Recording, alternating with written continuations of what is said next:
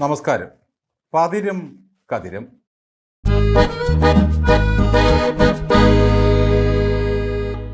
പണ്ട് നാട്ടിൻപുറത്തൊരു വയറ്റാട്ടി പറഞ്ഞത് ഓർക്കുന്നു. 10 പെറ്റ എന്നോടല്ലയോ നീ കന്നിപ്പേറിനെ പറ്റി പറയുന്നത്. UDF സർക്കാർ ധവളപത്രം കൊണ്ടുവരുന്നതുമായി ബന്ധപ്പെട്ട് മുൻ ധനമന്ത്രി KN ബാലഗോപാലൻ നിയമസഭയിൽ പറഞ്ഞത് ഓർത്തപ്പോഴാണ് ഈ വയറ്റാട്ടിയെ ഓർമ്മ വന്നത്. സാർ, ഞാൻ കഴിഞ്ഞ 5 വർഷമായി ഈ സഭയിലുണ്ട് സാർ. ധവളപത്രം ഇറക്കുന്നതിൻ്റെ നടപടിക്രമം ഇങ്ങനെയല്ല സാർ. അത് കേട്ട മുഖ്യമന്ത്രി പറഞ്ഞു, താങ്കൾക്ക് 5 വർഷത്തെ എക്സ്പീരിയൻസ് മാത്രമല്ലേ ആയുള്ളൂ. ഞാൻ കഴിഞ്ഞ 25 വർഷമായി ഇവിടെ തന്നെ ഉള്ളയാളാണ്. യാതൊരു ചിന്തയും വിവേകവുമില്ലാതെ വിടുവായത്തം പറയുക എന്നത് ഈ കമ്മ്യൂണിസ്റ്റ് നേതാക്കളുടെ എല്ലാം ഒരു പതിവ് രീതിയാണല്ലോ. ഒന്ന് ചോദിക്കട്ടെ ബഹുമാനപ്പെട്ട ബാലഗോപാല, കഴിഞ്ഞ 5 വർഷത്തിനിടയിൽ ആരാണ് ഇവിടെ ധവളപത്രം ഇറക്കിയിട്ടുള്ളത്? ഈ പത്രം ഇറക്കിയത് ഭയങ്കര നിയമലംഘനമാണെന്നാണ് ബാലഗോപാൽ പറയുന്നത്. ധവളപത്രം ഇറക്കിയത് പുറത്തു നിന്നുള്ള ഏജൻസിയാണത്രേ. അപ്പോൾ മുഖ്യമന്ത്രി ചോദിച്ചു, ശരി എങ്കിൽ താങ്കൾ പറയൂ, ആ ഏജൻസി ഏതാണ്? എൻ്റെ അറിവിൽ ഇത് തയ്യാറാക്കിയത് ക്യാബിനറ്റ് അംഗീകാരത്തോടെ 3 ചീഫ് സെക്രട്ടറിമാരാണ്. ചുരുക്കി പറഞ്ഞാൽ UDF സർക്കാർ ഇറക്കിയ ഉമ്മാക്കി കണ്ട് പിണറായിയും സെറ്റുകാരും ആകെ അങ്കലാപ്പിലായിരിക്കുകയാണ്. സംസ്ഥാനത്തിൻ്റെ ആകെ കടം 5.07 ലക്ഷം കോടിയാണ്. ദേശീയ ശരാശരിയേക്കാൾ 35.5% അധികത്തിലാണ് കടബാധ്യത. മടിയിൽ കനമില്ലാഞ്ഞിട്ടും പിണറായി വിജയൻ പേടിക്കുകയാണ് ഈ കണക്കൊക്കെ കേട്ട്. ഉമ്മാക്കി ഒന്നും കാണിക്കരുതെന്ന് പറഞ്ഞ പുള്ളിയാണ്. UDF സർക്കാർ ഇന്ന് ഇറക്കിയ ധവളപത്രത്തിന് CPM വരുന്ന 5 കൊല്ലം ക്യാപ്സൂളുകൾ ഇറക്കി ഒരുപാട് ബുദ്ധിമുട്ടേണ്ടി വരും. ഇന്ന് രാത്രിയിലെ ചർച്ചയൊന്ന് കാണണം. അരുൺകുമാർ വന്ന് ഒരു തള്ളിമറിക്കലുണ്ട്. എന്തായാലും ഇങ്ങനെ പോവുകയാണെങ്കിൽ പ്രതിപക്ഷ നേതാവിനോട് മുട്ടി നിൽക്കാൻ പിണറായി വിജയനും ബാക്കി 34 എണ്ണത്തിനും വാട്സാപ്പ് യൂണിവേഴ്സിറ്റിയിൽ നിന്ന് കിട്ടിയ ബിരുദമൊന്നും പോരാതെ വരും. സഖാക്കൾക്കിനി പണി ഇരട്ടിക്കുകയാണ്. ഇനി 5 വർഷവും സതീശനും കൂട്ടാളികൾക്കും കൊട്ടാൻ കിട്ടുന്ന ഗംഭീര ചെണ്ടയായി മാറുകയാണ് പിണറായി വിജയൻ. ചുരുക്കി പറഞ്ഞാൽ 10 വർഷത്തെ ഭരണം കൊണ്ട് ഇത്രയും ലക്ഷം കോടിയൊക്കെ എങ്ങനെ തിന്നു തീർത്തു? 220 കോടി മുടക്കി പരസ്യം ചെയ്ത് മുൻ മുഖ്യമന്ത്രി പിണറായി വിജയനെ ചിരിക്കാൻ പഠിപ്പിച്ചു എന്നത് മാത്രമാണ് സർക്കാരിനും സഖാക്കൾക്കും ഉണ്ടായ നേട്ടം. സംസ്ഥാനത്തിൻ്റെ ഖജനാവിൽ ഒരു 100 രൂപ കിട്ടിയാൽ 77 രൂപയും പോകുന്നത് ശമ്പളത്തിനും പെൻഷനും പലിശ തിരിച്ചടവിനും. പിന്നെ എങ്ങനെയാണ് ഈ നാട് ഗുണം പിടിക്കുന്നത്? വെറും 14 ജില്ലകൾ മാത്രമുള്ള ഒരു സംസ്ഥാനത്ത് 22 PSC അംഗങ്ങളാണുള്ളത്. ഒരാളുടെ ശമ്പളം 3 ലക്ഷം രൂപ. പാർട്ടി അടിമകളായ ബുദ്ധിജീവികൾക്കും നേതാക്കന്മാരുടെ ഭാര്യമാർക്കും കാശുണ്ടാക്കാൻ പറ്റിയ ഒരു തൊഴിൽ മേഖലയാണ് അത്. 56-ാം വയസ്സിൽ സർക്കാർ സർവീസിൽ നിന്ന് പിരിയുന്ന ഒരു പെൻഷൻകാരനെ എത്ര വർഷം തീറ്റിപ്പോറ്റിയാൽ പറ്റും ഈ സംസ്ഥാനം? 2.5 വർഷം വീതം മന്ത്രിമാർ കസേര വീതം വെച്ചാൽ ഓരോ 2.5 വർഷം കഴിയുമ്പോഴും 30 പേർ വീതം പുതുതായി വരും. സകല ഈർക്കിൽ കക്ഷികളും ഇടതുപക്ഷത്തുണ്ട്. അവർക്ക് മന്ത്രിസ്ഥാനം വീതം വെച്ച് കൊടുക്കാതിരിക്കാൻ കഴിയില്ല.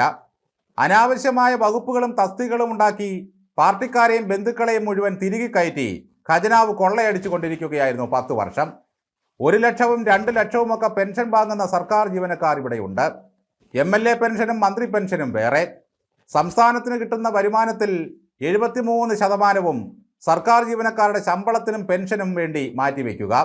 വേറെ ഏത് സംസ്ഥാനത്തുണ്ട് ഇങ്ങനെ? അവകാശ സമരത്തിൻ്റെ തിരിച്ചൂളയിൽ കിടന്ന് പഴുക്കുകയാണ് ഇപ്പോഴും സർക്കാർ ഉദ്യോഗസ്ഥന്മാർ. ഈ സമൂഹത്തിലെ ഏറ്റവും വലിയ വരേണ്യവർഗമായി അവർ മാറിക്കഴിഞ്ഞു. ഇടതുപക്ഷം അധികാരത്തിലിരിക്കുന്ന കാലത്ത് ഇടത് യൂണിയനിൽപ്പെട്ട സർക്കാർ ഉദ്യോഗസ്ഥർക്ക് 4 കൊമ്പാണുള്ളത്. കോവിഡ് വന്നപ്പോഴും നിപ്പ വന്നപ്പോഴും പ്രളയ ദുരന്തം വന്നപ്പോഴും അവർക്ക് യാതൊരു മുട്ടും ജീവിതത്തിലുണ്ടായില്ല. ഉമ്മൻചാണ്ടി വന്നാലും പിണറായി വിജയൻ വന്നാലും സതീശൻ വന്നാലും അവർക്കുള്ള ശമ്പളം കൃത്യം കിട്ടും. ഒറ്റ ദിവസം ശമ്പളം വൈകിയാൽ പേന താഴെ വയ്ക്കും. ഇങ്ങനെ വൻതുക ശമ്പളവും പെൻഷനും വാങ്ങുന്ന സർക്കാർ ജീവനക്കാർക്കും പെൻഷൻകാർക്കും വരെ സൗജന്യ കിറ്റുകൾ ദാനം ചെയ്ത മഹാമനസ്കനായിരുന്നല്ലോ പിണറായി വിജയൻ. സ്വയം പൊങ്ങിയായ പിണറായി വിജയൻ മാധ്യമങ്ങൾക്ക് കോടിക്കണക്കിന് രൂപ കൊടുത്താണ് ഈ സർക്കാരിനെ മൂന്നാമതും എഴുന്നള്ളിച്ചു കൊണ്ടുവരാനുള്ള ശ്രമങ്ങൾ നടത്തിയത്. കിഫ്ബിക്ക് ഏതാണ്ട് 27,000 കോടിയുടെ വായ്പാ ബാധ്യതയാണത്രേ ഉള്ളത്. സർക്കാരിൻ്റെ ഖജനാവിൻ്റെ എത്ര ഭാഗം ഊരാളുങ്കൽ ലേബർ സർവീസ് സൊസൈറ്റി വെട്ടിവിഴുങ്ങിയെന്ന് ആലോചിക്കണം. ഇത്രയൊക്കെ കടത്തിലായിരുന്നോ ജീവിതമെങ്കിലും പിണറായി വിജയൻ്റെ ജീവിത സുഖങ്ങൾക്കും ആർഭാടത്തിനും വല്ല കുറവുമുണ്ടായോ? കഴിഞ്ഞ മാർച്ച് വരെ 22 കോടി രൂപ മുടക്കി വാടകയ്ക്കെടുത്ത ആ ഹെലികോപ്റ്റർ ഇപ്പോഴും സ്ഥലത്തുണ്ടോ അതോ പറഞ്ഞു വിട്ടോ? നല്ലൊരു ധനമന്ത്രിയായിരുന്നു ഈ KN ബാലഗോപാലൻ. പിണറായി വിജയൻ ചോദിക്കുമ്പോഴൊക്കെ എടുത്തു കൊടുക്കുന്ന ഒരു കണക്കപ്പിള്ള എന്നല്ലാതെ ഇദ്ദേഹത്തിന് യാതൊരു വിധമായ ധനകാര്യ മാനേജ്മെൻറ്റും വശമുണ്ടായിരുന്നില്ല. പിണറായി വിജയൻ്റെ ചുറ്റിലും എത്ര ഉപദേശക വൃന്ദങ്ങളായിരുന്നു. ആദ്യ സർക്കാരിൻ്റെ കാലത്ത് 7 ഉപദേശകരായിരുന്നു. എന്തിനേറെ പിണറായി വിജയന് സ്വന്തമായി ശാസ്ത്രോപദേഷ്ടാവ് വരെ ഉണ്ടായിരുന്നു. ജ്യോത്സ്യം, നാഡീചികിത്സ, കൈനോട്ടം എന്നിവയ്ക്ക് വേറെ. സാധാരണക്കാരുടെ നിക്ഷേപം ബാങ്കുകളിൽ നിന്ന് കൊള്ളയടിക്കുകയും ശബരിമല ധർമ്മശാസ്താവിൻ്റെ കൊടിമരവും വാതിലും വരെ പൊളിച്ചെടുക്കുകയും ചെയ്തവന്മാർക്ക് കയ്യിലിരിക്കുന്ന ഖജനാവിൽ കൈയിട്ട് നക്കാൻ വല്ല ബുദ്ധിമുട്ടുമുണ്ടോ? പാർട്ടി ചെയ്ത കൊലപാതകങ്ങൾ അന്വേഷിക്കാൻ CBI വരുമെന്ന് കേൾക്കുമ്പോൾ പേടിക്കും പോലെയാണ് UDF സർക്കാർ ധവളപത്രം ഇറക്കുമെന്ന് പറഞ്ഞപ്പോഴും പിണറായി വിജയൻ്റെയും ശിങ്കിടികളുടെയും പേടി. പറയുന്നത് കേട്ടാലോ മടിയിൽ കനവുമില്ല, കൈകൾ ശുദ്ധവുമാണ്. ഭരണത്തിൻ്റെ എവിടെയൊക്കെ പൊത്തും പോടുമുണ്ടോ അവിടെയെല്ലാം പിണറായി വിജയൻ തൻ്റെ ബന്ധുക്കളെയും ഉപജാപകരെയും അടിമകളെയും കുത്തിക്കയറ്റി വെച്ചിട്ടുണ്ട്. പിണറായി ഭരണകാലത്ത് ഉത്സവങ്ങളും കോൺക്ലേവുകളും ലോക കേരള സഭയും മാനവീയവും എന്നു വേണ്ട ആഘോഷങ്ങളില്ലാത്ത ദിവസങ്ങൾ ഇല്ലായിരുന്നു. AKG സെന്ററിൻ്റെ ലിസ്റ്റിലുള്ള കുറേ കലാകാരന്മാരുണ്ട്. വേടനും സ്റ്റീഫൻ ദേവസയും ചാലക്കുടി പ്രസീതയുമൊക്കെ. അവരാണ് കലാപരിപാടികളുടെ മുഴുവൻ കാശ് തിന്നു തീർത്തത്. അതിലൊരു വിഹിതം എത്തിക്കേണ്ടിടത്ത് അവരെത്തിക്കും. സർക്കാരിൻ്റെയും പിണറായി വിജയൻ്റെയും ഈ ധൂർത്തിനും ഉദ്യോഗസ്ഥരുടെ ശമ്പളം കൊടുക്കുന്നതിനും വേണ്ടി സാധാരണക്കാരനെ നികുതി പിടിയാനുള്ള ഒരു ഉപകരണം മാത്രമാക്കി മാറ്റി കഴിഞ്ഞ സർക്കാർ. അന്ന് കയറിയപ്പോൾ പറഞ്ഞത് കുടുംബക്ഷേമ പെൻഷൻ 2500 രൂപ ആക്കുമെന്നായിരുന്നു. എന്നാൽ 5 വർഷം കൂടി ഭരിച്ച് പോകുന്നതിൻ്റെ 1 മാസം മുമ്പാണ് 2000 ആക്കിയത്. ഏത് സർക്കാർ വന്നാലും തുച്ഛമായ വരുമാനത്തിൽ അഷ്ടിമുട്ടി ജീവിക്കുന്ന സാധാരണക്കാരനെ ഓർത്ത് ഒരു വേവലാതിയും ഉണ്ടാകുന്നില്ല. പിണറായി വിജയൻ സർക്കാർ 10 വർഷം ഭരിച്ചു. അതിൽ അവസാനത്തെ 5 വർഷം ഇവർക്ക് വില വർധനവിനെപ്പറ്റി എന്തെങ്കിലും ഒരു വാക്ക് പറയാനുണ്ടായിരുന്നോ? ഓണത്തിനും വിഷുവിനും സൗജന്യങ്ങൾ നൽകിയതിൻ്റെ പേരിൽ സിവിൽ സപ്ലൈസിന് കൊടുക്കാനുള്ളത് 2900 കോടിയാണ്. ശമ്പള കുടിശ്ശികയും കോൺട്രാക്ടർമാർക്ക് കൊടുത്തു തീർക്കാനുള്ളതുമൊക്കെ എത്രയോ മടങ്ങ് അധികം കിടക്കുന്നു. സർക്കാർ ആശുപത്രിയിൽ മരുന്ന് വാങ്ങിയ വകയിൽ കോടികൾ കൊടുക്കാനുണ്ട്. ഉപകരണങ്ങൾ വാങ്ങിവെച്ചത് പലതും കമ്പനികൾ തിരിച്ചെടുത്തു തുടങ്ങി.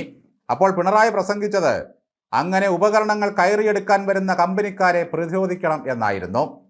ചുരുക്കി പറഞ്ഞാൽ ആരുടെയെങ്കിലും കയ്യിലിരിക്കുന്ന സാധനം വാങ്ങി വയ്ക്കുക, കാശ് ചോദിക്കുമ്പോൾ അവൻ്റെ ക്ലിപ്പിന് പിടിക്കാൻ ചെല്ലുക. ഭരണത്തിലിരിക്കുമ്പോഴും പ്രതിപക്ഷത്താകുമ്പോഴും അലമ്പും കഞ്ഞിയും ഗുണ്ടായുസവും അല്ലാതെ യാതൊരു ചിന്തയും സമൂഹത്തെപ്പറ്റി ഇവർക്കില്ല. പാവം പിടിച്ച മനുഷ്യനെപ്പറ്റി യാതൊരു ചിന്തയുമില്ല. ഡെസ്കിൽ തല്ലി അപശബ്ദമുണ്ടാക്കാനായി ഒരു പ്രതിപക്ഷത്തെ നമുക്ക് ആവശ്യമില്ല സഭയിൽ. എല്ലാവരും അവധിയെടുത്ത് വീട്ടിൽ പോകുന്നതാണ് നല്ലത്. നിങ്ങൾക്കുള്ള ശമ്പളവും ആനുകൂല്യങ്ങളും കിടുപിടികളും അങ്ങ് എത്തിച്ചാൽ പോരെ.